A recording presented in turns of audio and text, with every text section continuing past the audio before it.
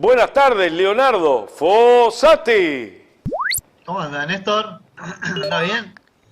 Bien, y vos, dame más retorno de Leonardo. Vos escuchame. ¿Me escuchás? Te escucho. Buena mesa, ¿eh? Mesa ¿Eh? ratona, pero de pata larga. Pero es una mesa de boliche, te falta el gato nomás. No, no, no, no falta el gato. Acá lo que falta son los porotitos nada más para jugar al truco. Ah, de verdad. De verdad. ¿Cómo anda, Néstor? Espectacularmente bien. Bueno, Cada día escúchame. mejor. Sí. Sí, además hoy fuimos a la neuróloga, ¿está? Me dijo cada día mejor. ¿A dónde fuiste? Perdóname que no te entendí bien. A la neuróloga. No, todavía me Neuróloga. quedan neuronas, todavía me quedan neuronas. Yo no pensé que eso existiera, pero se ve que tengo. Bueno, bueno. Me alegro, me alegro. Se requiere mucha valentía y mucho coraje para hacer lo que hiciste ayer los primeros 10 minutos del programa, que es compartir con la audiencia de Andare un fragmento de tu vida privada. Es ser cristalino de mi punto de vista. Es como Ernesto, es como Bueno, Ernesto. vos sabés que quiero hablar de tres cosas antes de que venga Enrique Ortega, ¿no? Sí, Pero voy a empezar por la primera, que es la más cortita, que dice lo siguiente. ¿Te acordás que cuando hablamos de la cantera y los adoquines, vos me has dicho que era la zona de La Paz, no sé qué, no sé cuánto? sí, yo después te corregí, vía interna, la isla Ah, Gaspar. bueno, yo me quedé y busqué, porque también es importante que cuando a veces no sabemos, queremos chequear alguna dato, ¿viste? Yo te dije a chequear, bueno, fui y busqué la nota, ¿no? Y encontré en el portal de la Intendencia la siguiente noticia, que es publicada el 3 de septiembre del 2018, o sea que va a ser ya casi 4 años. Pero dice lo siguiente. El martes 4 de septiembre, a la hora 15, en Cochabamba y Manso se realizará la etapa final de realojo de familias que habitaban Isla de Gaspar, uno de los asentamientos más antiguos de Montevideo. 56 viviendas serán inauguradas el martes 3 en el marco del realojo de las 250 familias en el asentamiento de Isla de Gaspar. Esto no pasó en el actual gobierno porque el actual gobierno todavía no inauguró una sola vivienda, eso es importante, sino que pasó en el 2018. ¿Está? Pero esa es otra historia. Dice, un nuevo capítulo para Isla de Gaspar. Isla de Gaspar, también conocido como la cantera de los presos, fue hasta mediados del siglo XX una cantera de granito donde trabajaban personas privadas de libertad. Posteriormente el terreno fue utilizado y rellenado como vertedero, recibiendo la basura de tipo domiciliario y presumiblemente industrial. En el año 2003, la Intendencia junto al Ministerio de Vivienda, Ordenamiento Territorial, Ministerio de Ambiente, comenzaron los trabajos de regularización del asentamiento. Acá ponen las calles y cuenta un poco la historia de que era acá donde se hacían los adoquines, ¿no? O una parte de los adoquines que tenían el destino, cuyo destino era empedrar parte de las calles de Montevideo. Eso está en la página de Intendencia de Montevideo. En la isla de Gaspar, que era un asentamiento, creo que es en el municipio E, porque es por la zona ahí del Pastel, ahí medio cercano al Pastel, así que calculo que es el municipio E, efectivamente. Así que bueno, quería, digo, poner el dato porque yo cuando hablamos del tema dije a chequear y no, y me parece de orden. Pero yo no chequeé, pero quiero sumar que quien me corrigió, que quien fue que me dio el dato y me corrigió luego, fue Martín Caraballo, que me dio eso, me dijo, Néstor, mirá que tenía razón Leonardo, existía pa. Bien. Lo otro que quería comentar brevemente es que ayer se efectuó el desalojo de los centros educativos que estaban ocupados. El último en ser desocupado fue el Instituto de Profesores de Artigas, el IPA, que fue desocupado sobre la 1 de la mañana, más o menos 1:30, donde se apersonaron senadores, diputados, había mucha presencia de prensa y bueno, se pudo lograr con cierta calma, ¿no? La desocupación, ¿no? Pues siempre que hay como presencia y mediación del aparato represivo del Estado y la mano derecha del Estado, bueno, es muy difícil generar condiciones que garanticen los derechos de las personas que están haciendo ejercicio de su libre derecho a reclamar y protestar. como escuchábamos a la compañera, creo que fue el lunes o el martes, que estuvo el lunes. Así que bueno, pero la novedad novedosa es que si bien desocuparon el IPA, hoy, hoy amaneció el país con 6 centros educativos ocupados, ¿no? Dice, la nota dice lo siguiente, publicamos la diaria. El día después del desalojo ocuparon 6 centros de formación en educación y 5 gremios estudiantiles están de paro. Algunos centros volvieron a ocuparse y otros lo hicieron por primera vez. Estudiantes y docentes del CERP. Los CERP, para que la gente sepa, son los centros regionales de profesores. Es decir, en el plan de descentralización de la formación docente, que antes estaba toda centralizada en Montevideo, ¿no? Los CERP son una forma de descentralizar y se estudia en distintas partes del país para que la gente no tenga que viajar, ¿no? Las personas que quieren estudiar un profesorado no tengan que venir a Montevideo. Entonces, por ejemplo, hay uno en Maldonado, hay otro en Colonia, hay en distintos lugares, ¿está? Acá puntualmente la nota menciona, luego de la noche del miércoles, el Ministerio del Interior desalojará los 9 centros educativos del país que estaban siendo ocupados por estudiantes de formación en educación. Algunos gremios se están reocupando y se sumaron. Además, la ocupación de los centros regionales de profesores CERP del norte en Rivera y el suroeste en Colonia, que hasta hoy no se habían concretado.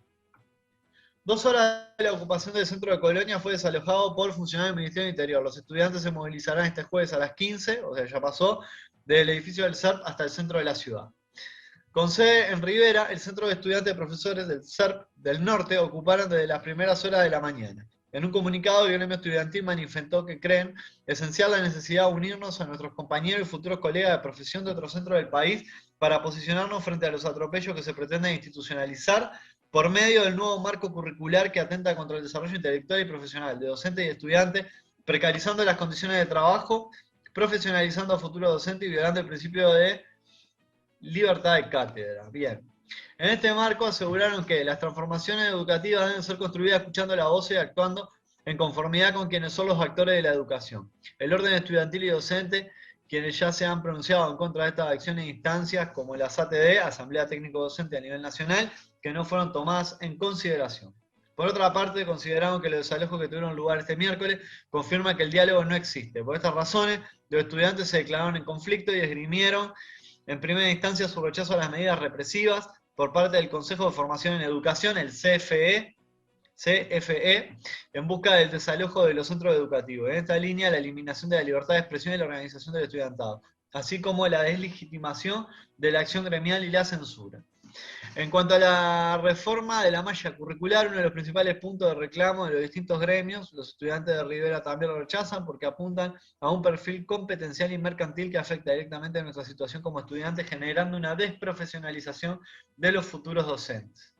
Bueno, por último, pidieron un aumento de presupuesto e inversión en becas de transporte, alimentación y mejora de las condiciones de edilicia, y la renuncia del presidente del CFE, Víctor Pisichillo, y por su demostración de intolerancia, incapacidad y autoritarismo en la gestión.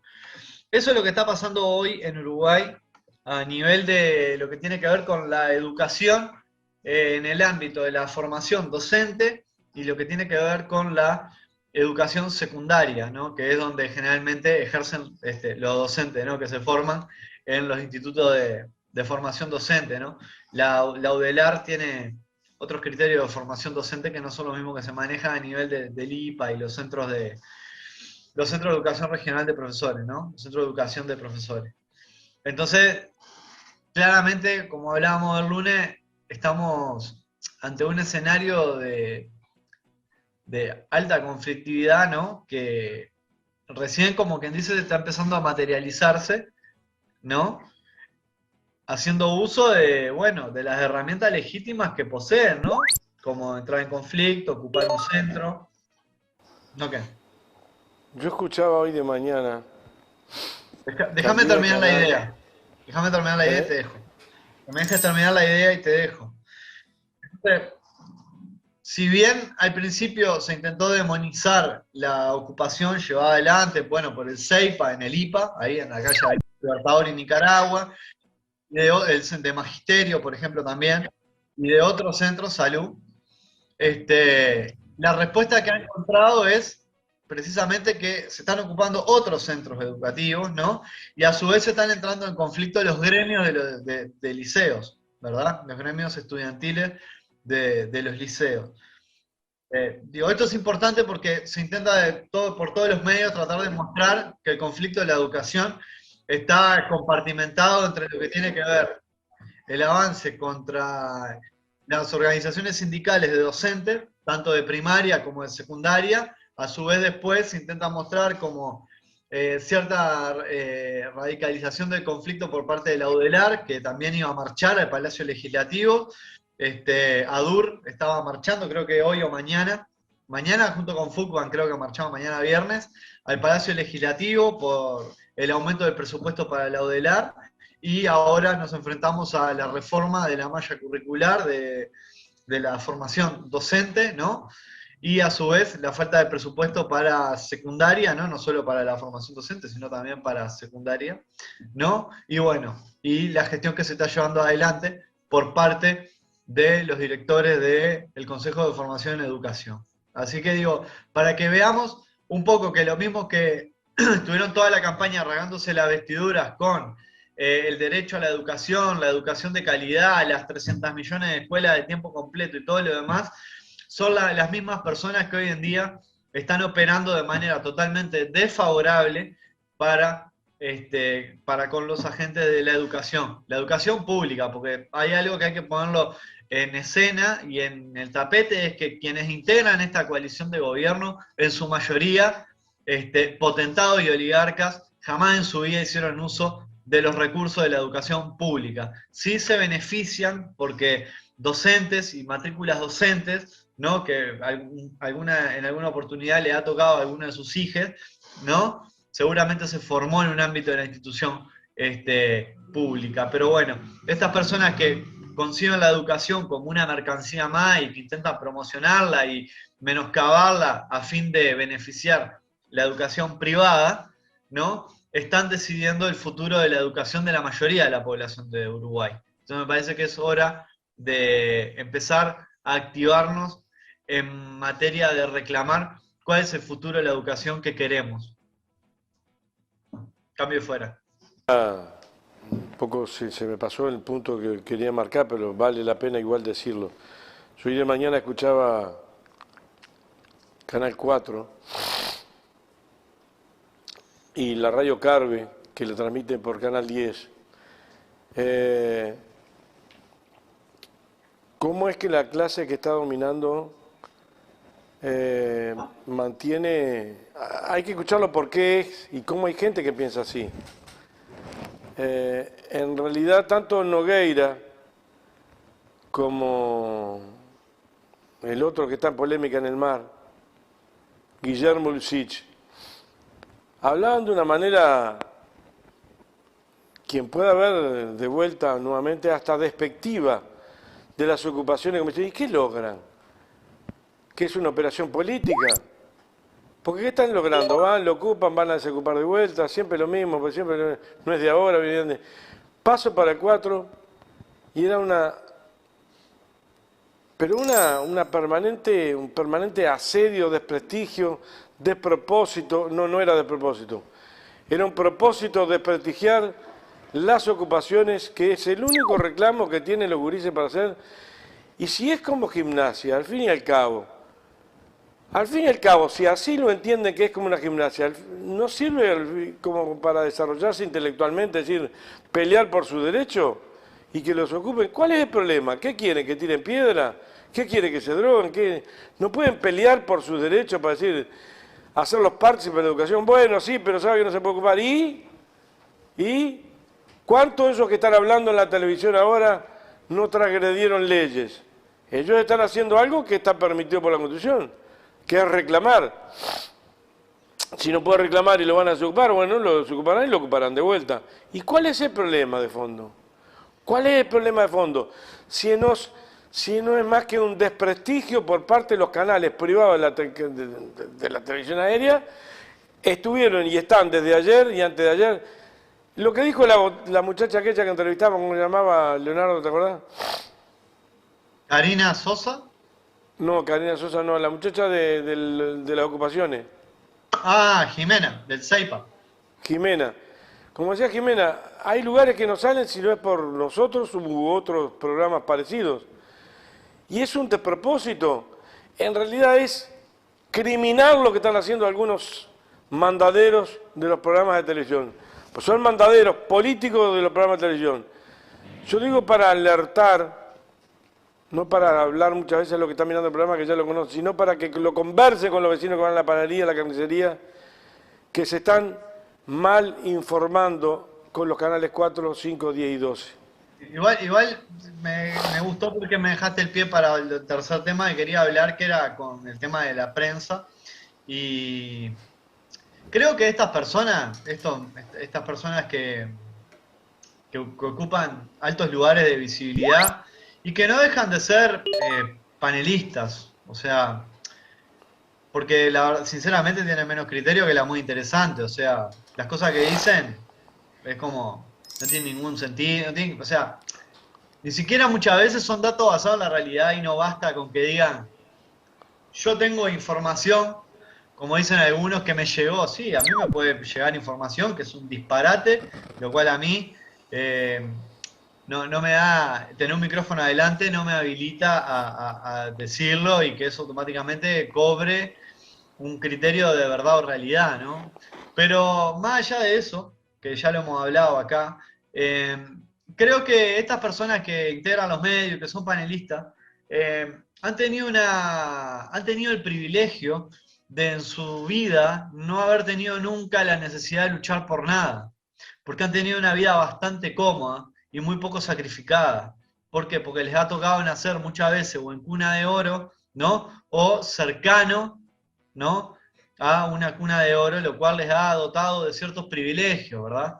Entonces no tienen ni idea, porque ellos pagaron por la educación de sus hijos o sus hijas, ¿no? Y los mandaron seguramente a los mejores centros educativos, ¿no? Donde ellos pagaron en realidad por un servicio y no por una educación, porque ellos se forman en relación de entender que lo que son derechos para la mayoría de la población, para ellos es un servicio que alguien le tiene que brindar porque están pagando por hacerlo y por lo tanto pretenden un servicio de calidad. Es la misma lógica que después sostiene el discurso meritocrático, ¿no? De por qué si vos no te esforzás, no salís adelante, ¿no? Porque es la única manera de sostener ese discurso rancio que tiene de personas que gozan de todos los privilegios. Entonces, jamás van a entender una medida de lucha, nunca la van a entender. Por eso promueven y promulgan un odio visceral contra las medidas sindicales, contra los centros de estudiantes, contra las centrales sindicales, contra las organizaciones de masas, contra todo tipo de organización que promueva y luche por un derecho. Porque donde haya una organización de personas luchando por un derecho, le está disputando al menos alguno de sus privilegios. Y eso no les sirve. Y hoy que están en el poder, lo que hacen es luchar por avanzar aún más la frontera de sus privilegios. Y eso no importa cuál sea el costo que paguen, y no importa cuál sea el medio que utilicen en aras de justificar el fin, ¿no? Que es extraer el máximo de privilegios y enriquecerse, en definitiva, de todas las maneras posibles, dejando en el camino el tendal, ¿verdad? Y eso es lo que implica, entre otras tantas cosas, el desmantelamiento, por ejemplo, de los servicios del Estado. Es lo que tiene que ver con el desmantelamiento de la educación pública, es lo que tiene que ver con el desmantelamiento de la economía, es lo que tiene que ver con el desmantelamiento de las conquistas en derechos, es lo que tiene que ver con el desmantelamiento de la Institución Nacional de Derechos Humanos, ¿no? ¿Por qué? Porque todos esos derechos conquistados una y otra vez en función de la lucha, ¿no? Han disputado los privilegios que durante tantos años han conservado, ¿no? Y que no quieren jamás en su vida perder. Entonces hay una frase muy famosa que dice: nadie nunca ha podido romper sus cadenas apostando a la buena intención de su opresor, ¿no? ¿Qué quiere decir esto? Que siempre se pone en tela de juicio y se considera que las medidas de lucha como la ocupación o el paro son medidas que quiebran o que atentan o que son beligerantes en relación a lo que la mayoría de la población quiere.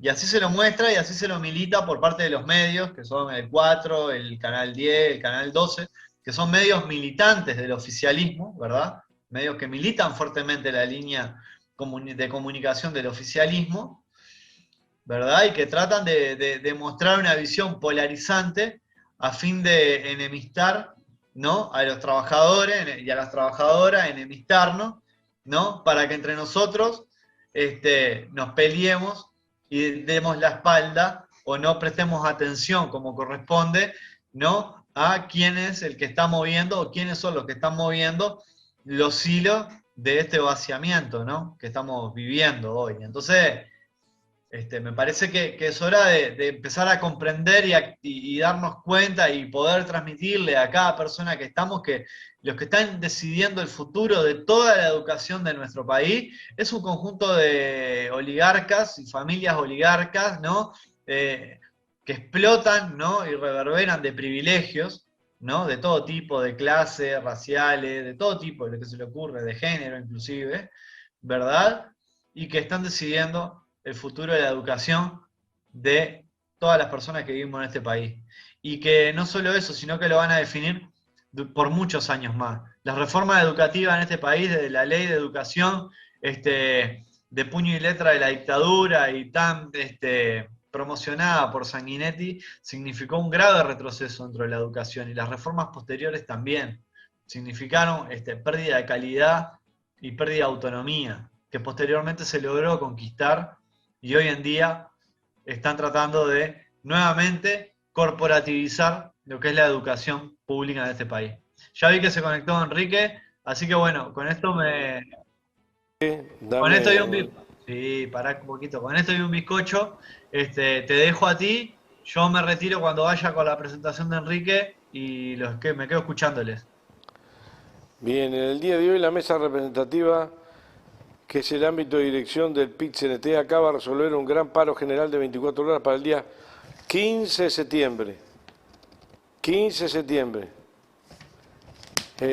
Y otro titular. Diputado nacionalista criticó a los legisladores del Frente Amplio que acompañaron las ocupaciones. Juan Martín Rodríguez es el diputado, el que pensó que haber votado un cuarto intermedio para que puedan asistir careció totalmente de sentido. Bueno, me parece que empezaron a tomar buen camino la bancada del Frente Amplio.